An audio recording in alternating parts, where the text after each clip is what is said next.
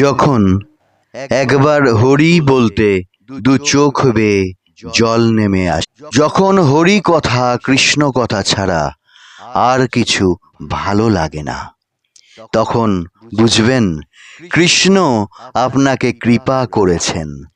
কৃষ্ণের কৃপার পর আসে রাধার অনুরাগ। অনুরাগ আর কৃপা এক নয়। কৃষ্ণ হলেন রাধারানীর প্রাসাদে প্রবেশের দ্বার, আর রাধারানী সাক্ষাৎ প্রেম সাগর। রাধা হলেন মহামায়া। তিনি পথ করে না দিলে কেউ রাধা মহলের গোলক ধাঁধা পার হতে পারে না। রাধারানী হলেন কৃষ্ণ, আর কৃষ্ণ হলেন রাধা। রাধা ছাড়া শ্যাম নেই, আর রাধা ছাড়া নাম নেই। অনুরাগের অগাধ অথই জলে শুধু ঢেউ পার হওয়া। রাধার ভজনা করে শুধু তাকে পাওয়া যায় না। রাধার বিরহে ধুলোয় লুটিয়ে পড়ে কেঁদেছিলেন শ্রীকৃষ্ণ।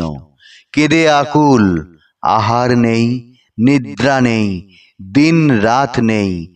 কোকিলের ডাক তখন কানে বিষাদ, অসহ্য বেদনা জ্বালা ধরাচ্ছে। শ্রীকৃষ্ণের প্রিয় বাঁশি ধুলায় লুটিয়ে পড়ে আছে।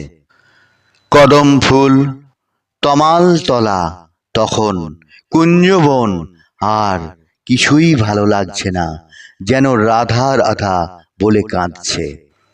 ভেক ধার্মিক ছদ্মবেশের আড়ালে আসল রূপ রাধার কাছে লুকোতে পারেননি স্বয়ং শ্রীকৃষ্ণ। রাধার বিগ্রহের পদতলে পটে আঁকা ছবির নিচে গড়াগড়ি দিতে যখন লোক লজ্জা আসবে না, তখন বুঝতে হবে ঠিক ঠিক রাধার কৃপা লাভ হয়েছে।